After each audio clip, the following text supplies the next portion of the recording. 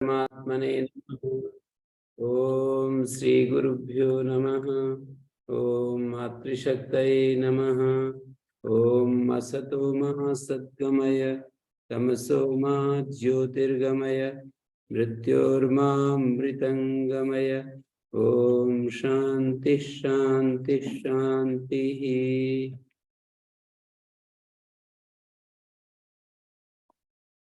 उपनिषद कक्षा 393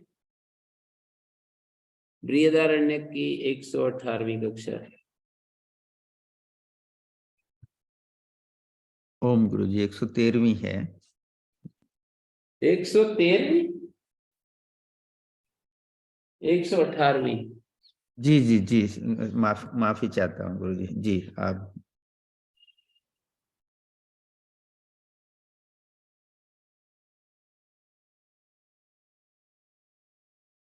यहाँ पर मृत्यु के जो रूप हैं उनको छोड़ करके स्वप्न में जाता है और इस जागृत स्थान को छोड़कर स्वप्न में जाता है। इमम अतिक्रामति इमम जागृत स्थानम, इस जागृत स्थान का अतिक्रमण करता है और मृत्यु रूपाणी, दो बात कही ना। स समानासन, बुद्धि के साथ समान हुआ उभव लोको अनुसंचरती, दोनों लोकों में अनुसंचरण करता है। दोनों लोक का मतलब जागृत लोक और स्वप्न लोक। ध्यायतीव लीलायतीव, ध्यान कर रहा है मानो क्रीड़ा कर रहा है, सही स्वप्नो भूत्वा, फिर वो स्वप्न होकर इमम लोकम अतिक्रामति, इस लोक का जागृत लोक का अतिक्रमण करता है और मृत्यु रूपाणी अतिक्रामति, मृत्यु के जो रूप है उनका अतिक्रमण करता है। दो बात कही ना, इमम लोकम और दूसरा मृत्यु रूपाणी। मृत्यु रूपाणी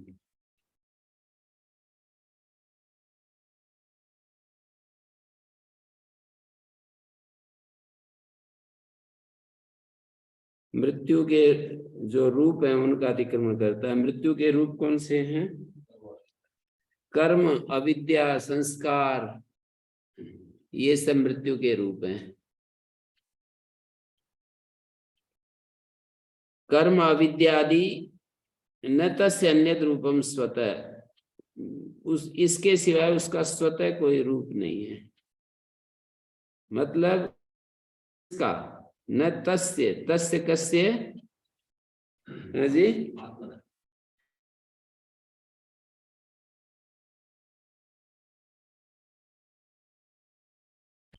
मृत्यु जो है कर्म अविद्या इत्यादि है, उसका स्वतः अन्य कोई रूप नहीं है। मृत्यु का कोई अन्य रूप नहीं है।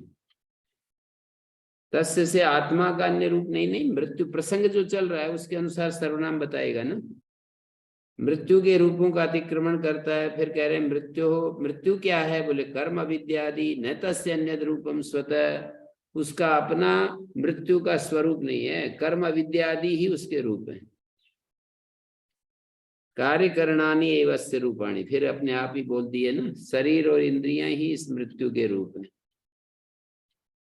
अतस्तानि मृत्यु रूपाणी अतिक्रामति क्रियाफलाश्रयाणी, क्रियाफल आश्रय है जिनका, ऐसे उन मृत्यु के रूपों का अतिक्रमण करता है।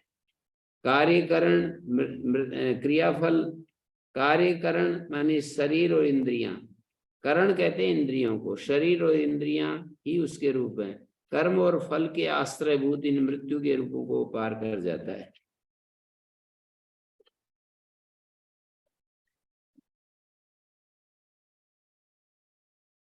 ननु नास्तेव धिया समानम अन्य धियो भास्कम आत्म ज्योति। पूर्व पक्षी शंका कर रहा है कि बुद्धि के समान बुद्धि को प्रकाशित करने वाली कोई अन्य आत्म ज्योति तो है नहीं।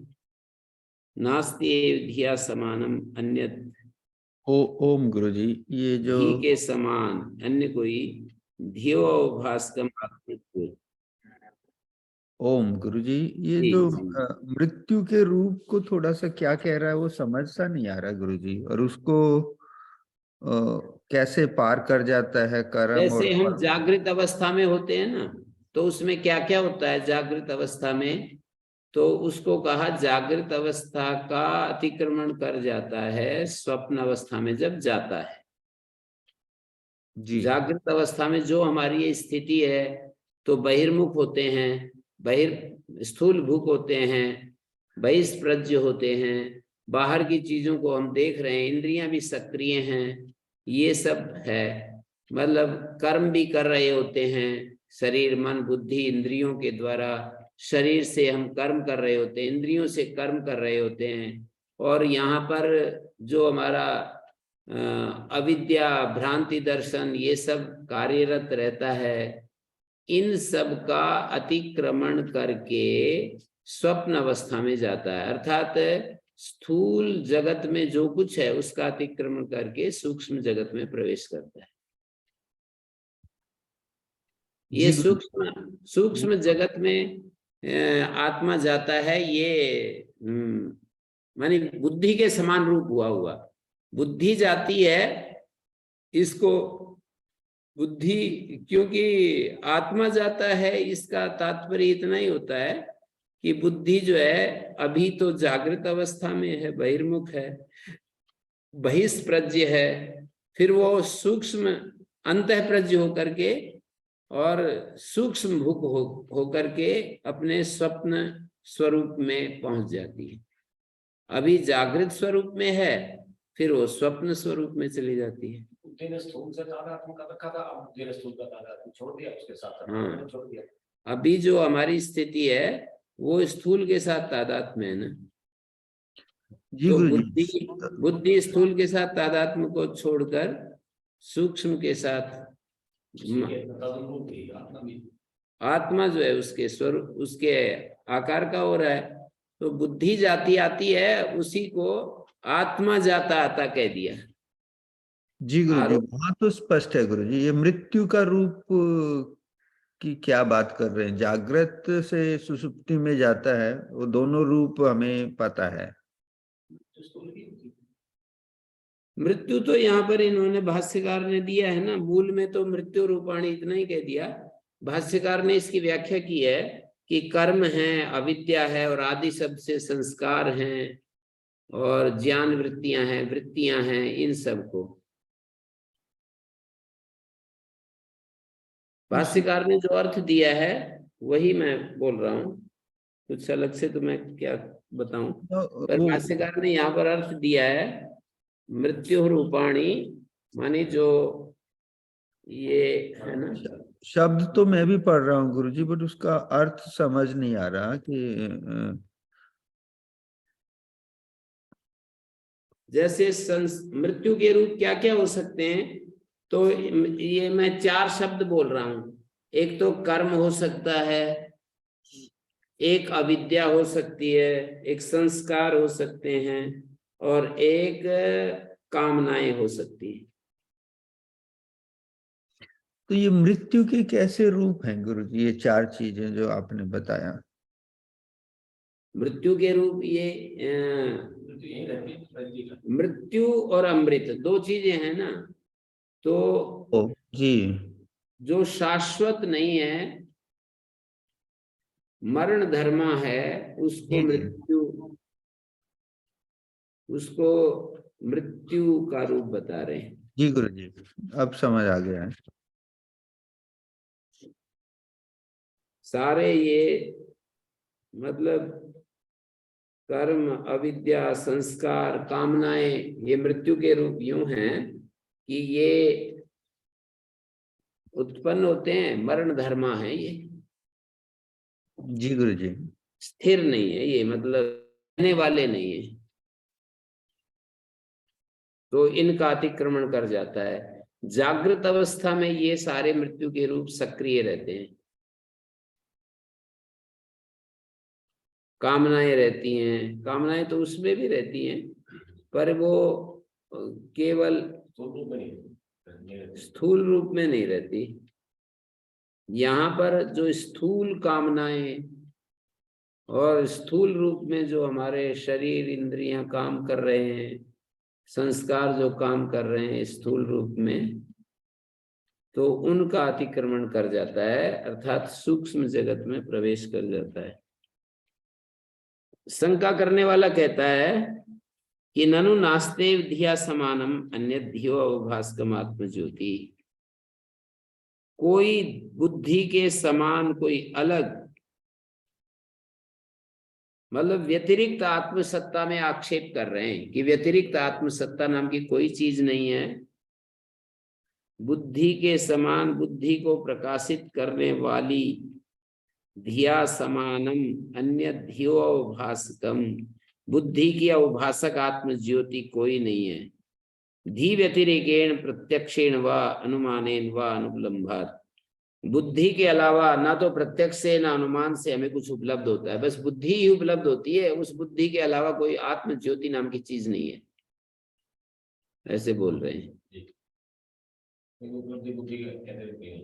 हमारे को व्यवहार में बुद्धि के अलावा क्या उपलब्धि होगी? कुछ नहीं होती है, कुछ पता ही नहीं चलता है कि बुद्धि के अलावा भी कुछ है। जो हम निश्चय करते हैं, निर्णय करते हैं, हमारी इच्छाएं होती हैं, प्रयत्न होते हैं, चेष्टाएं होती हैं, वो सब बुद्धि ही कर रही है। तो वो प्रश्नकर्ता ये कह रहा है नास्ते धिया समानम अन्य, धी के समान कोई और चीज, जैसे इन्होंने बताया ना कि आत्मा बुद्धि के समान हुआ जागृत काल की इसको छोड़ देता है। इमं लोकम जागृत व्यवहार लक्षणम कार्यकरण संघातात्मकम लौकिक शास्त्रीय व्यवहारास्पदम अतिक्रामति।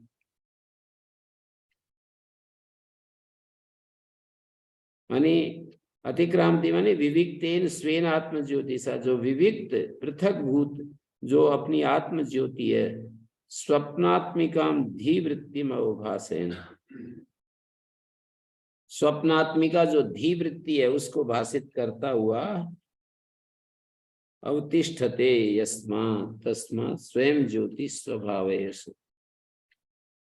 तो प्रश्न करने वाला कह रहा है कि धी के समान धी का अवभाषक आत्मज्योति नहीं है।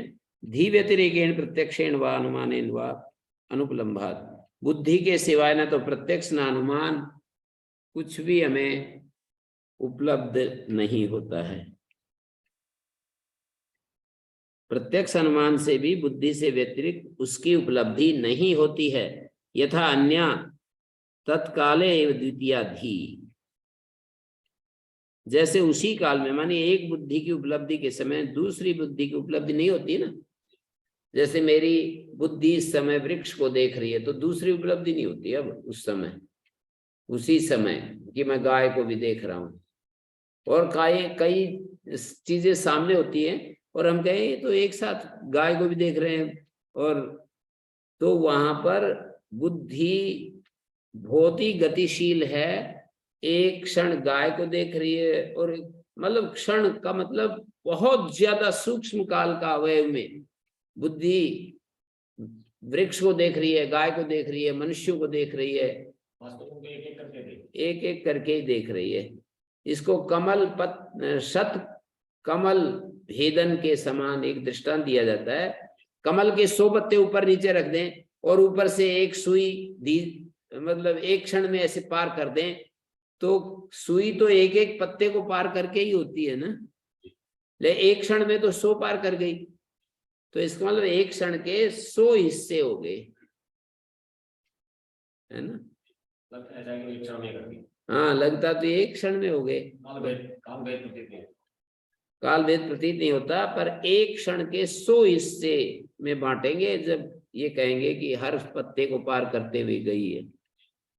एक पत्ते के पार करने में एक क्षण का 100वां हिस्सा लगा है। 100 पत्तों को पार करने में एक क्षण लगा, तो एक पत्ते को पार करने में एक क्षण का 100वां हिस्सा लगा, ऐसे ही तो कहेंगे। तो वो कह रहे हैं यत्व उभास, ये तत्काल यथा अन्य तत्काले द्वितीया धी न भवति, कोई दूसरी उसी समय दूसरी बुद्धि नहीं होती है। और हम ऐसे भी सोच सकते हैं, इसको मोटे रूप में समझाएं तो, कि देखो इस तरफ तो खड़ी है गाय, मेरे राइट साइड में गाय खड़ी है और लेफ्ट साइड में वृक्ष को मैं देख रहा हूं। तो जब मैं लेफ्ट साइड में वृक्ष को देखता हूं तो राइट साइड वाली चीज मेरी बुद्धि में नहीं आती, और जब मैं राइट साइड में गाय को देख रहा हूं तो लेफ्ट साइड वाली जो ये जो वृक्ष को देखने की बुद्धि वृत्ति है वो नहीं रहती। और स्मृति वृत्ति तो क्रम से ही होती है। यदि हम एक स्मृति वृत्ति जो है, यदि एक क्षण हम गाय को याद करते हैं तो अगले क्षण ही स्मृति में भी बिल्कुल वही स्थिति है। हाँ प्रत्यक्ष में हाँ। जागृत। तो कह रहे हैं कि ऐसे यथान्य तत्काले विदित्या यत्तु अवभास्य अवभासकयोर अन्यत्वे भी विवेक अनुपलम्भात् सादृश्यमिति घटादि आलोकयो तत्र भवति अन्यत्वेन आलोकस्य उपलम्भात् घटादे संश्लिष्टयो सादृश्यम भिन्नयोरेव न च तथेय घटादेर्विधियो। ये कह रहे हैं ऐसा जो कहा कि अवभास्य घट और अवभासक आलोक का भेद होने पर भी विवेक न हो सकने के कारण सादृश्य है। ऐसे बोले ना, अवभास्य अवभासक और अन्यत्वे भी हैं तो बिल्कुल अलग। अवभास्य जो चीज है, प्रकाश्यमान जो चीज है, और प्रकाशक जो लाइट है, ये दोनों अलग होगी ना। अवभास्य अवभासक सूर्य और अवभास्य पदार्थ हैं हमारे धरती पर जो सामने हैं। अवभास्य अवभासक अन्यत्वे भी विवेक अनुपलम्भात, पर विवेक का उपलब्ध न होने से, विवेक न हो सकने के कारण ये हमें सादृश्य प्रतीत होता है। सादृश्य मिति घटादि आलोकयो, घटादि का और आलोक का सादृश्य रहता है।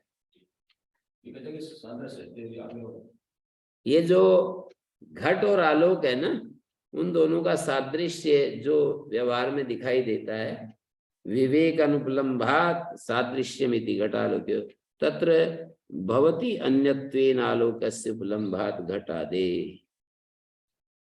आलोक की भिन्न रूपता से उपलब्धि होने के कारण तत्र भवति अन्यत्वेन आलोकस्य उपलम्भात, आलोक की उपलब्ध होने से, अन्य रूप में आलोक की भिन्नता से उपलब्धि होने के कारण, आलोक जो है भिन्न रूप से उपलब्ध होता है ना हमको, कि आलोक देखो अलग से उपलब्ध हो रहा है और वो चीज भी दिख रही है। बुद्धि और चैतन्य में तो ऐसा नहीं मिलता। बुद्धि और चैतन्य में तो ऐसा नहीं मिलता। ये जो कहा अवभास्य घट और अवभासक आलोक का भेद होने पर भी, ये तो भेद तो है, विवेक न होने के कारण सादृश्य है। सादृश्यम घटादि आलोकयो तत्र भवति अन्यत्वेन आलोकस्य उपलम्भात घटादे। आलोक की भिन्न रूप से उपलब्धि होने के कारण उन दोनों के भिन्न होने पर भी घटादि के साथ मिलने पर सदृशता हो सकती है। आलोक की भिन्न रूप से उपलब्धि होने के कारण, आलोक जो है भिन्न रूप से हमें उपलब्ध होता है, तो वो दोनों भिन्न होने पर भी, घट और आलोक भिन्न होने पर भी ज्ञानता के कारण वो एक हो सकते हैं। हाँ, यहाँ पे ऐसा नहीं, भिन्न होने पर भी घटादि के साथ मिलने पर सदृशता हो सकती है। भवति अन्यत्वेन आलोकस्य उपलम्भात घटादे संश्लिष्टयो सादृश्यम भिन्नयोरेव। जो भिन्न पदार्थों का संश्लिष्ट होने पर सादृश्य होता है। न च तथा ही घटादेरिव धियो अवभास्कम ज्योतिरंतरम प्रत्यक्षेण व अनुमानेन व उपलभामहे। लेकिन यहाँ पर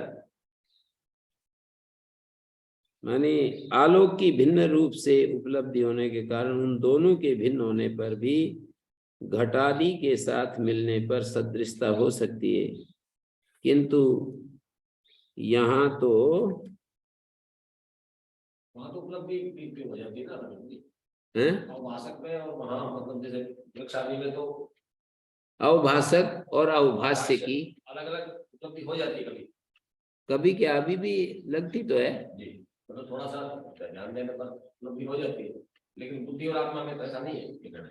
हाँ, वहां पर जैसे आग प्रकाश जो है, प्रकाश और प्रकाश्य और प्रकाश्य की भिन्नता हमें उपलब्ध हो जाती है। मतलब विवेक न होने पर एकता होती है, लेकिन विवेक होने पर स्पष्ट हो जाता है, लेकिन यहाँ बुद्धि और आत्मा में ऐसा नहीं है।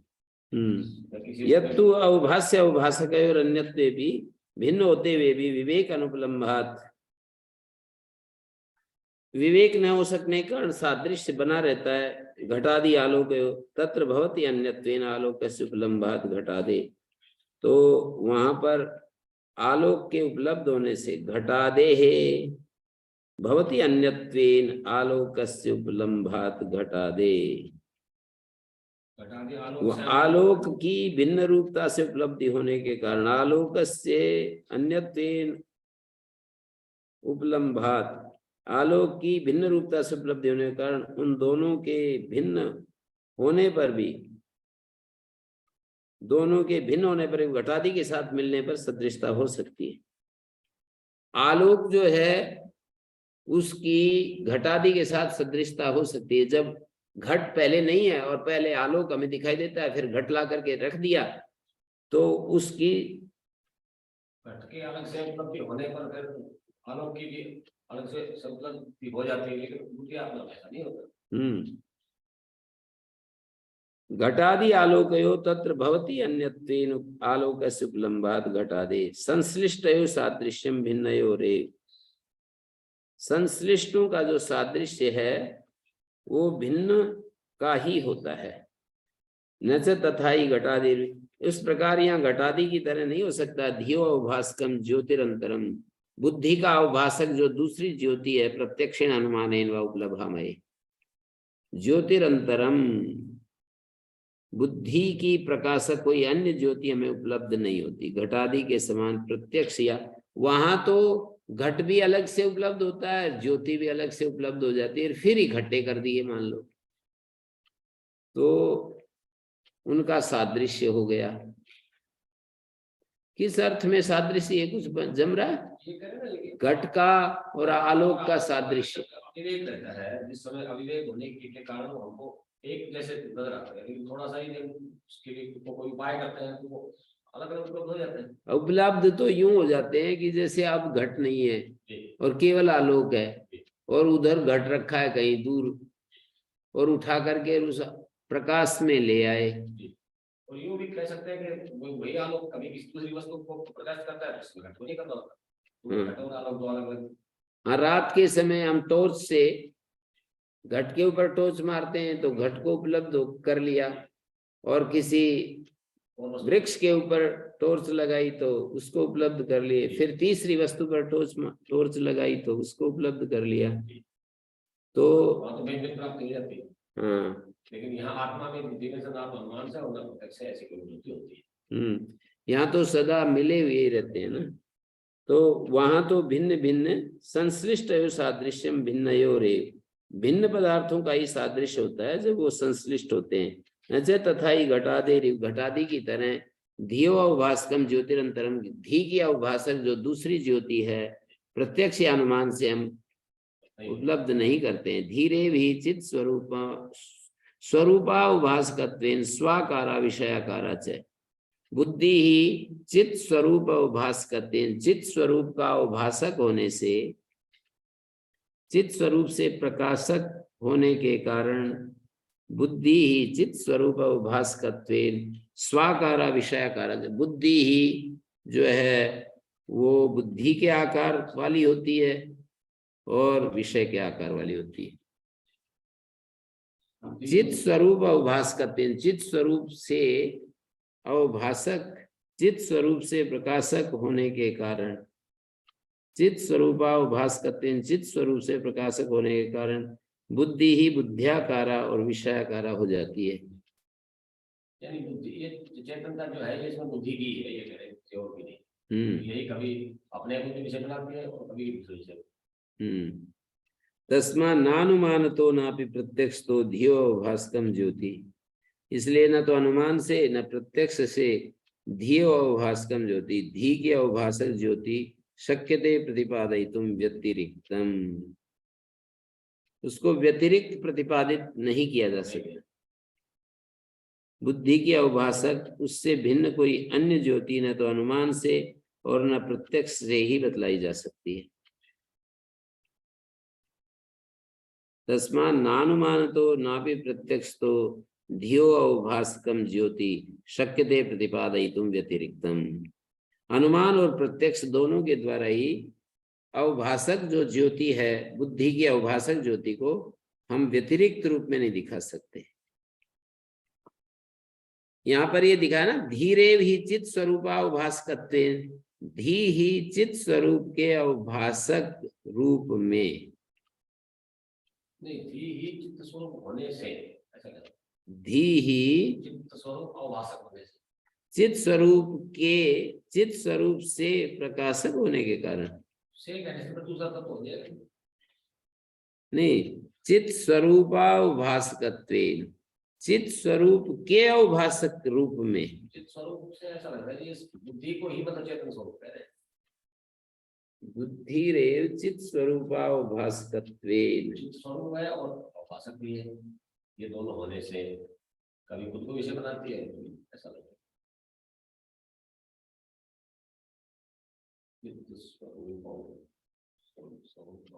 चित स्वरूपावभासकत्वेन धीरेव चित स्वरूपावभासकत्वेन तस्मात् नानुमानत।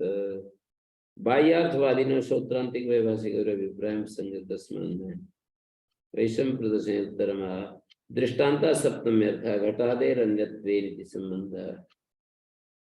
घटादे अन्यत्वेन च तथे घटादेर धियोऽवभासकं ज्योतिरन्तरं प्रत्यक्षेण अनुमानेन। ज्योतिरन्तरं नास्ति चेत् कुतो ग्राह्य ग्राहक संविद्धि। धीरेव चित स्वरूपावभासकत्वेन स्वाकारा विषयाकारा च। चित स्वरूपावभासकत्वेन, चित स्वरूप के अवभासक के रूप में। जो चित स्वरूप है, बुद्धि ही उसके अवभासक होने से। चित्त स्वरूप किसको कहते हैं? चैतन्य होता है, चित स्वरूप होता है ना। अलग से चैतन्य की बात नहीं, ये कह रहे हैं कि बुद्धि स्वयं ही चैतन्य स्वरूप अवभासक होने से। धीरेव चित स्वरूपा, दोनों बुद्धि की विशेषण है। धीरेव चित स्वरूपा, चित स्वरूप हुई बुद्धि ही अवभासकत्वेन स्वाकारा विषयाकारा से।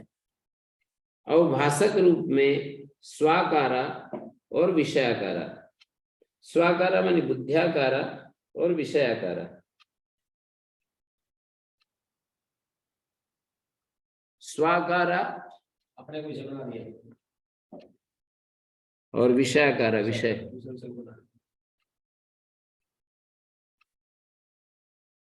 ये स्थापित करना चाह रहे हैं कि बुद्धि स्वयं ही चैतन्य स्वरूप है, अन्य कोई बाह्य तत्व नहीं, दूसरा तत्व। धीरेव चित स्वरूपा अवभासकत्वेन, अवभासक के रूप में स्वाकारा है या विषयाकारा है। चित स्वरूपा बुद्धि रे, ये धी के साथ चित स्वरूपा जुड़ा हुआ है। अवभासक रूप में स्वाकारा विषयाकारा से। तस्मात् नानुमानतो नापि प्रत्यक्षतो धियो अवभासकम ज्योति, धियो अवभासकम ज्योति। स्वरूप है और प्रकाशक होने से कभी स्वयं को प्रकाशित करती है, ऐसा कहना चाह रहे हैं। हाँ, पूर्व पक्षी की बात चल रही है ना ये। तो बुद्धि चित स्वरूप है, धीरे चित स्वरूपा सती, चित स्वरूप होती हुई अवभासकत्वेन स्वाकार, अवभासक के रूप में स्वाकारा अपने अवभासक स्वरूप में होती है। स्वाकारा अपने को भी जानती है, हाँ, विषयाकारा और विषय को भी आकार वाली होती है। जब विषय नहीं होती है तो स्वाकारा, विषय होता है तो विषयाकारा। तस्मात् नानुमानतो नापि प्रत्यक्षतो धियो अवभासकम ज्योति शक्यते प्रतिपादयितुम यद्यपि दृष्टांत रूपम अभिहितम। इसके सिवाय स्वरूप भिन्न किंतु परस्पर मिले हुए अवभास्य घटादि और अवभासक आलोक का जो दृष्टांत रूप से सादृश्य बतलाया, उसे भी हमने एक प्रकार की मान्यता मात्र कहा है।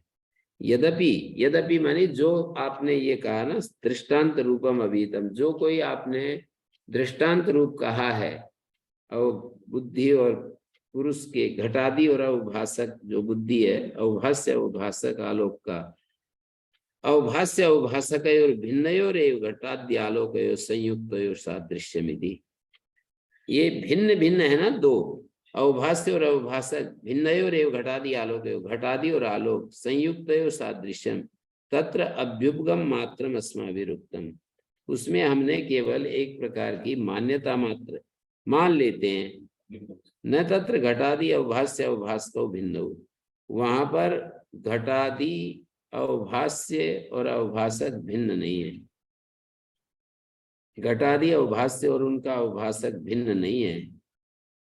वहां पर जो बाहर दिख रहे हैं ना, घटादि अवभाष्य अवभाषको भिन्न, परमार्थतस्तु घटादि रेव अवभाषात्मक। यदि ध्यान से देखें तो परमार्थतः घटादि ही अवभास स्वरूप हो जाता है जब वो आलोक सहित होता है। सालोक का मतलब जब आलोक सहित होता है घटादि, तो अवभासात्मक हो जाता है, अवभास स्वरूप होता है। अन्यो अन्यो ही घटादि उत्पद्यते, अन्य अन्य घटादि उत्पन्न होते रहते हैं। विज्ञात मात्रम एवं सालोक घटादि विषयाकारम अवभासते, विज्ञान मात्र ही जो सालोक घटादि विषयाकारम अवभासते, केवल विज्ञान ही आलोक सहित घटादि रूप विषय के आकार में भाषित होता रहता है। केवल विज्ञान ही आलोक सहित घटादि रूप विषय के आकार में भाषित होता रहता है। केवल विज्ञान ही आलोक सहित विज्ञान ही घटादि रूप विषय के आकार में भाषित होता रहता है।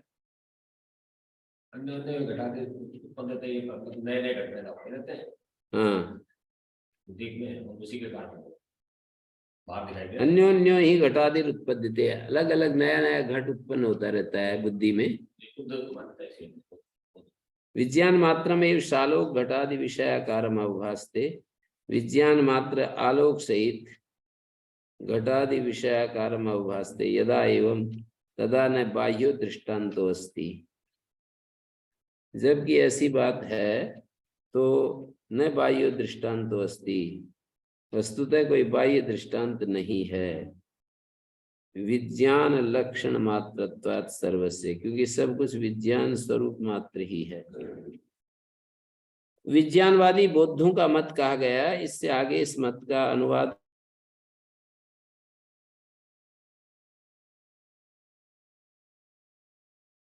विज्ञानवादी बौद्ध कैसा देखते हैं वो दिखाया है। न तत्र घटादि अवभाष्य अवभाषको भिन्नो, घटादि अवभाष्य और अवभाषक भिन्न नहीं है। परमार्थतः घटादि रेव अवभाषात्मक, घटादि ही अवभाष स्वरूप है, सालोक है, आलोक के सहित घटादि है अवभाषात्मक। अन्योन्यो ही घटादि उत्पत्ति, विज्ञान मात्र में सालोक घटादि विषयाकारम अवभासते, केवल विज्ञान ही आलोक सहित घटादि रूप विषय के आकार में भाषित होता रहता है। घटादि विषयाकारम अवभासते, बुद्धि की उत्पत्ति है, बाहर ऐसा बाहर उनका अस्तित्व ही है।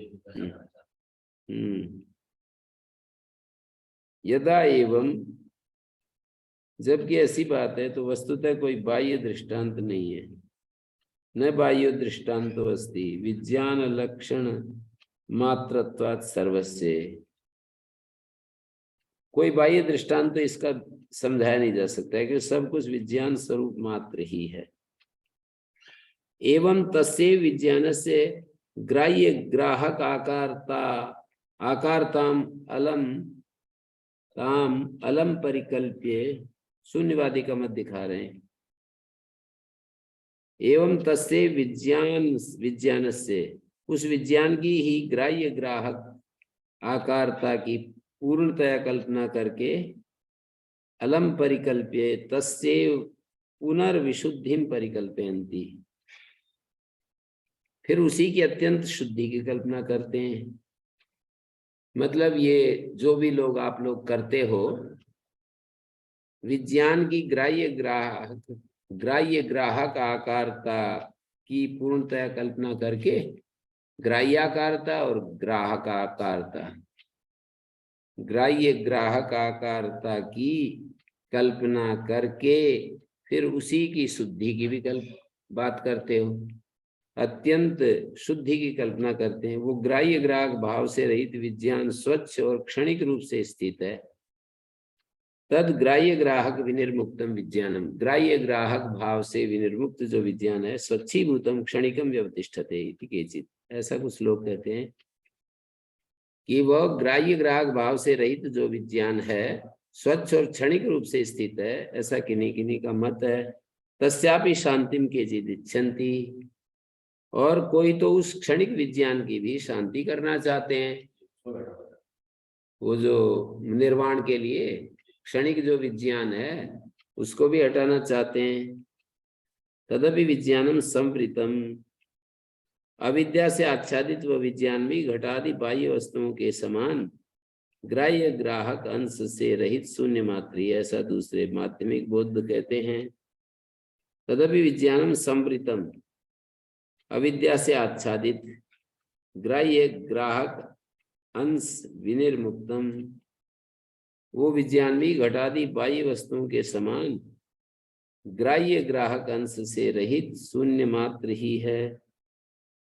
घटादि बाह्य वस्तुवत इति अपरे माध्यमिक आचक्षते, माने क्षणिक विज्ञानवादी की भी शांति, विज्ञान की भी शांति करना चाहते हैं, अविद्या से आच्छादित वो विज्ञान भी। तदपि विज्ञानम संवृतम, संवृत का मतलब अविद्या से आच्छादित, ढका हुआ, वो विज्ञान भी संवृत है ग्राह्य ग्राहक अंश विनिर्मुक्तम,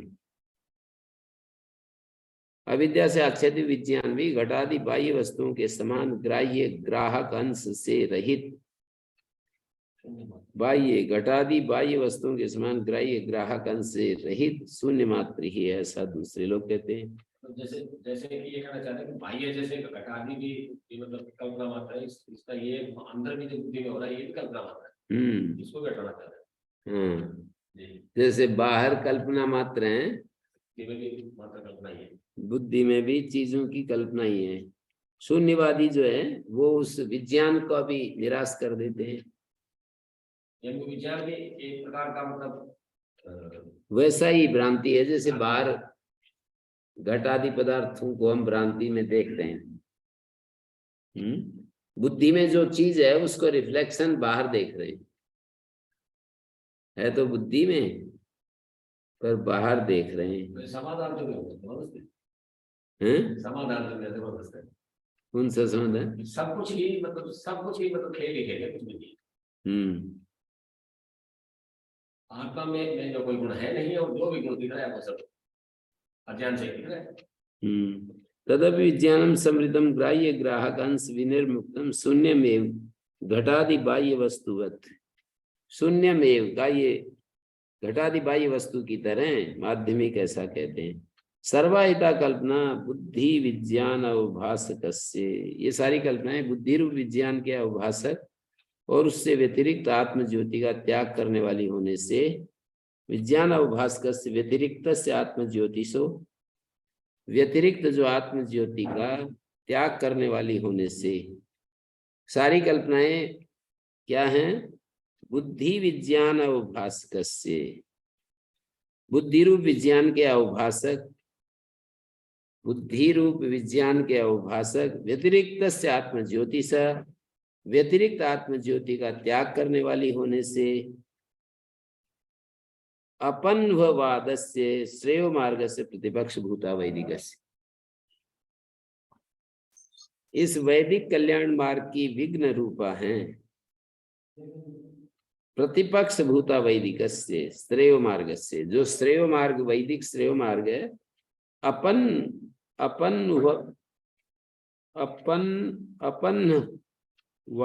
अपन्वाद से, एक बार छूट गया क्या?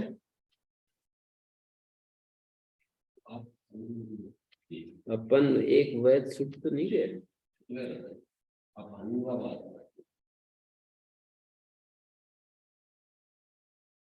अपन नहीं, छूटा तो नहीं, अपनवादस्य।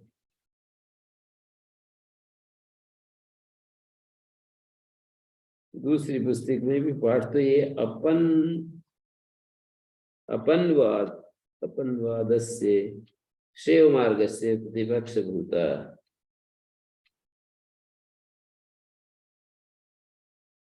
बाह्यार्थवादी नाम प्रत्याहार में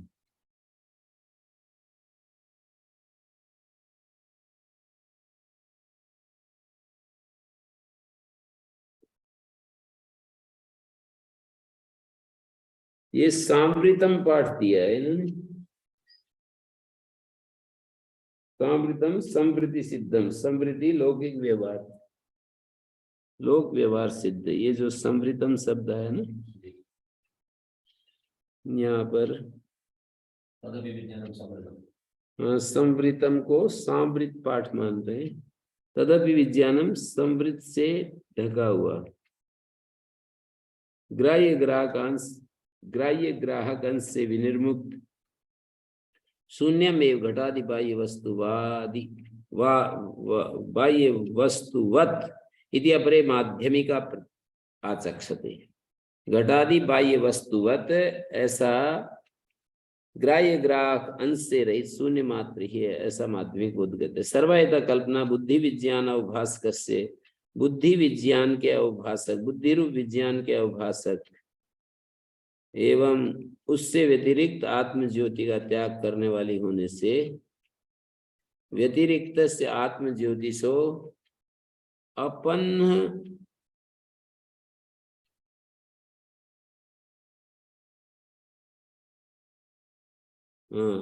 आत्म ज्योतिषो अपनवाद श्रेयो मार्ग से, आत्म ज्योति का त्याग करने वाली व्यतिरिक्त से आत्म ज्योति, व्यतिरिक्त जो आत्म ज्योति का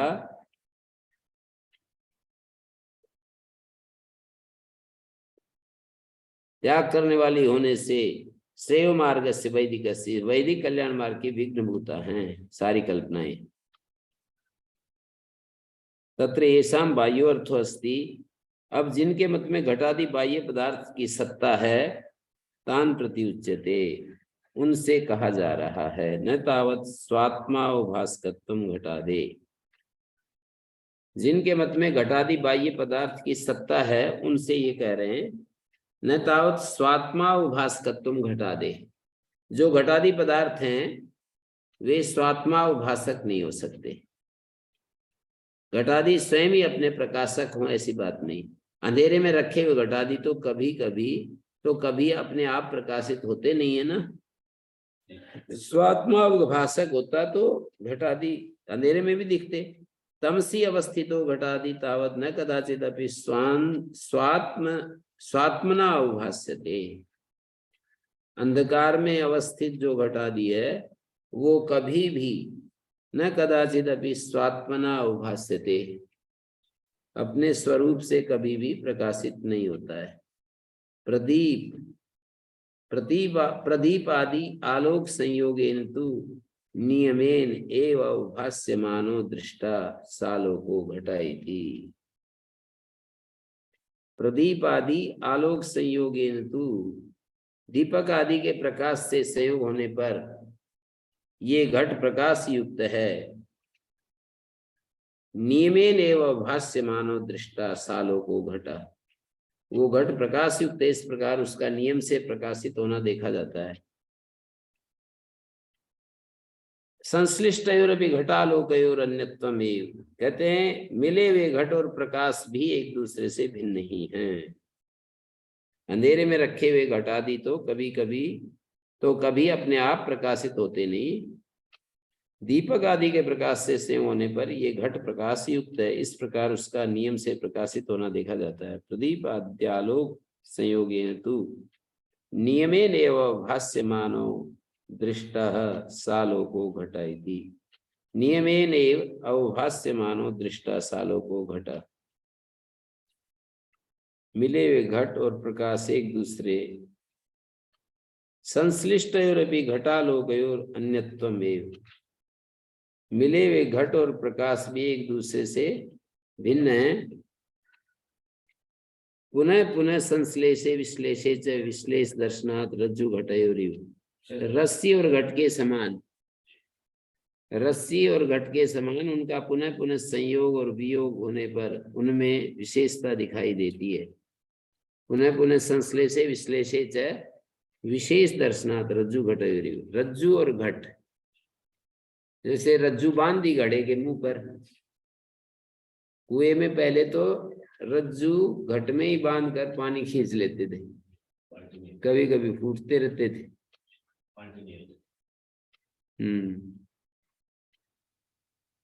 पुनः पुनः संश्लेषे विश्लेषे च विशेष दर्शनात् रज्जु घटयोरिव अन्यत्वे च व्यतिरिक्त अवभासकत्वम्। रस्सी और घट के समान उनका पुनः पुनः संयोग वियोग होने पर दिखाई देता है। रस्सी और घट के समान उनका पुनः पुनः संयोग और वियोग होने पर उनमें विशेषता दिखाई देती है। संश्लेषे विश्लेषे च विशेष दर्शनात् रज्जु घटयोरिव अन्यत्वे च व्यतिरिक्त अवभासकत्वम्। यदि उनका भेद है तो प्रकाश्य पदार्थों का कोई अन्य प्रकाशक है, ये भी सिद्ध हो जाता है। व्यतिरिक्त अवभासकत्वम् अन्यत्वे च, वो जब अन्य हैं तो व्यतिरिक्त अवभासकत्वम् न स्वात्मना एव स्वात्मानम अवभासयति। ऐसा नहीं होता कि वो स्वयं ही अपने को प्रकाशित कर रहा हो। ननु प्रदीपा स्वात्मानम एव अवभासयन् दृष्टा इति। विज्ञान के स्वयं प्रकाशत्व में प्रदीप दृष्टांत दे रहे हैं। प्रदीप तो स्वयं ही अपने को प्रकाशित कर रहा है। नहीं घटाधिवत प्रदीप दर्शनाय प्रकाशांतरम उपादत्ते। लौकिक अलौकिक जन कोई दूसरा प्रकाश तो लाते नहीं प्रदीप को दिखाने के लिए। तस्मात् प्रदीपा स्वात्मानम प्रकाशयति। ऐसे बुद्धि भी अपने को प्रकाशित कर सकती है। तो कहते नहीं, अवभास्यत्व विशेषात्, क्योंकि प्रकाश्यत्व में दीपक की घटादि से समानता ही है। अवभाष्यत्व में दीपक कोई अलग नहीं है। अवभाष्यत्व, जो दीपक में अवभाष्यत्व है वो बिल्कुल घटादि के समान ही है, घटादि की कोटि में ही है। उसमें अवभाष्यता वो भी दिख रहा है किसी दूसरे को। अवभाषकता उसमें नहीं कि मैं देख रहा हूं और मैं दिख भी रहा हूं, ऐसा उदाहरण बनेगा नहीं। अवभाष्यत्व विशेषात यद्यपि प्रदीपो अन्यस्य अवभासका। यद्यपि दीपक जो है दूसरे का तो अवभाषक है, स्वयं अवभासात्मकत्वात्। स्वयं तो पर वो अवभाषक ही है ना।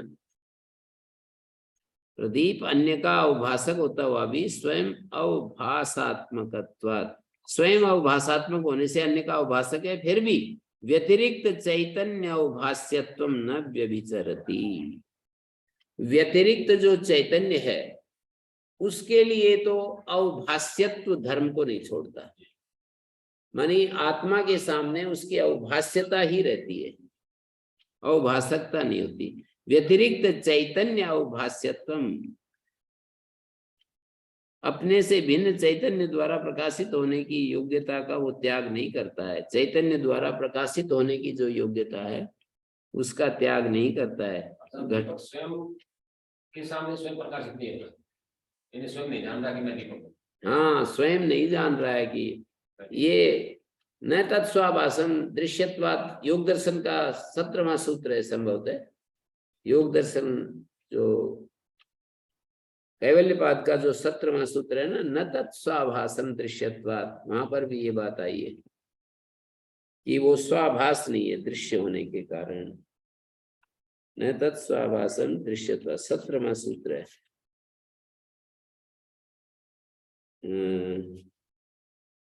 19वां सूत्र है।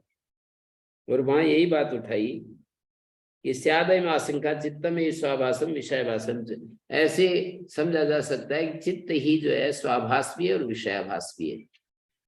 तो कहते हैं नहीं, उन्होंने दृष्टांत दिया अग्नि की तरह। अग्नि जैसे स्वाभास भी है और अन्याभास भी है, स्वयं भी प्रकाशित हो रहा है और दूसरे को भी प्रकाशित कर रहा है।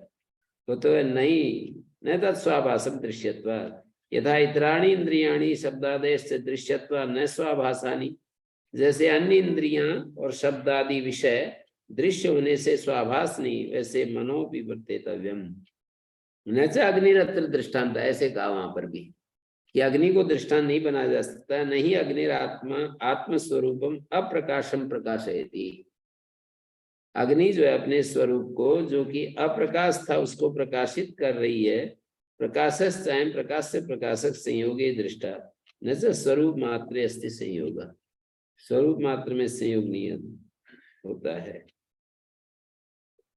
तो यहां पर भी ऐसे ही कह रहे हैं कि अवभाष्यत्व अविशेषात्, मतलब नहीं घटाधिवत प्रदीप दर्शनाय प्रकाशांतरम उपादत्ते लौकिका तस्मात् प्रदीप स्वात्मानं प्रकाशयति। प्रदीप जो है पूर्व पक्षी कह रहा है अपने को प्रकाशित करता है, सिद्धांत कहता है नहीं, अवभाष्यत्व विशेषात्। अवभाष्यता में तो समान ही है, चाहे दीपक को ले लो घट को ले लो, दोनों अवभाष्य हैं। और जो अवभाष्य होता है अवभाषक नहीं होता। जो दिख रहा है, ये इन्होंने नियम बनाया कि जो अवभाष्य कोटि में है वो अवभाषक कोटि में नहीं आ सकता। अवभाष्य अवभाष्य ही रहता है उस समय, अवभाषक अवभाषक ही रहता है। दूसरे को वो अवभाषित कर रहा है परंतु खुद भी भाषित हो रहा है, अवभाषित हो रहा है। अवभाष्य की कोटि में आ गया। जैसे दीपक दूसरे को प्रकाश कर रहा है परंतु दीपक भी किसी चैतन्य द्वारा देखा जा रहा है, इसलिए वो भी दृश्य की कोटि में आ गया। तो दृश्य है वो कभी स्वयं प्रकाशक भी है। अवभाष्य जो है, दृश्य जो है, वो दृष्टा कोटि में नहीं आता। जो अवभाष्य है किसी भी रूप में, उसमें जो अवभाषकता है वो किसी दूसरे की। हाँ, दूसरा कह रहा है कि ये दीपक देखो, लाइट, ये मतलब प्रकाश में है, दूसरा उसको ऐसे प्रमाणित कर रहा है। अवभाषकता है भी तो वो दूसरे की है, चैतन्य की है, किसी चैतन्य की है। अवभाष्यत्व विशेषात् यद्यपि प्रदीपो अन्यस्य अवभासका स्वयं अवभासात्मकत्वात्। दीपक अन्य का अवभाषक है, स्वयं अवभासात्मकत्वात्, क्योंकि वो अवभासात्मक है। अवभाष्यत्व विषय यद्यपि प्रदीपो अन्यस्य अवभासका, प्रदीप जो है वो अन्य का अवभाषक है, घटपट आदि का हर रात में। स्वयं अवभासात्मक, स्वयं क्योंकि अवभासात्मक है, तथापि व्यतिरिक्त चैतन्य अवभाष्यत्व न व्यभिचरति, इस बात को नहीं छोड़ता है। ये महत्वपूर्ण पंक्ति है कि व्यतिरिक्त चैतन्य जो है इसको नहीं छोड़ता। घटादि वदेव, घटादि वदेव यदा चैवम, घटादि वद के, घटादि के समान ही नहीं छोड़ता। यदा च एवं, जब ऐसी बात है, तदा व्यतिरिक्त अवभाष्यत्वम तावद अवश्यम भावी। व्यतिरिक्त जो अवभाष्यत्व है वो अवश्यम भावी है।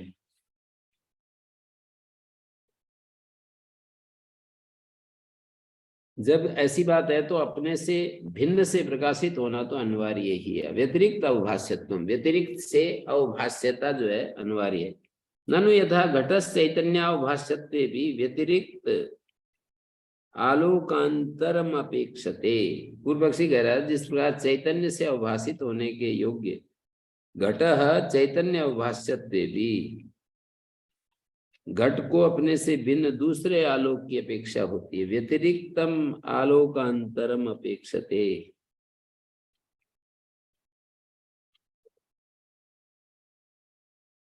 व्यतिरिक्तम आलोकांतरम अपेक्षते। व्यतिरिक्त जिस प्रकार चैतन्य से अवभाषित होने योग्य होने पर भी घट को व्यतिरिक्त चैतन्य की आवश्यकता होती है ना। चैतन्य से अवभाषित होने योग्य होने पर भी, चैतन्य से अवभाषित हो रहा है ये घट, फिर भी अपने से भिन्न, उसको दो वो चाहिए, दो निमित्त चाहिए। दूसरे आलोक की अपेक्षा होती है, न तो एवं प्रदीपो अन्यम आलोकांतरम अपेक्षते। दीपक के लिए एक ही अवभासक चाहिए। तस्मात् प्रदीपो अन्यावभास्योपि सन आत्मानम घटम च अवभासयति। प्रदीप अन्य अवभास्य होता हुआ भी, आत्मा का चैतन्य का अवभास्य होता हुआ भी अपने को और घट को अवभासित करता है। सिद्धांती कह रहा है, ये पूर्व पक्षी ने तर्क दिया,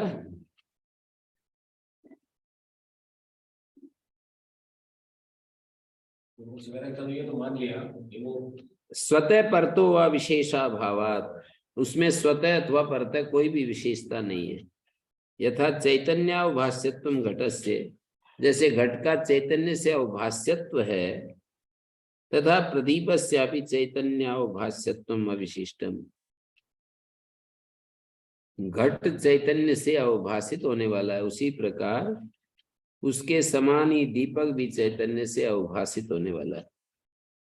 प्रदीपस्यापि चैतन्यावभास्यत्वम अविशिष्टम।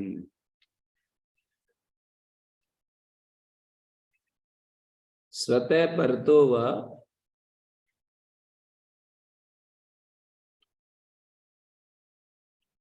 स्वतः परतो व विशेषाभावात, उसमें स्वतः या परतः कोई भी विशेषता नहीं है। यथा चैतन्य अवभास्यत्वम घटस्य, घट का जैसे चैतन्य से अवभास्यत्व है, तथा प्रदीपस्यापि चैतन्य अवभास्यत्वम अविशिष्टम।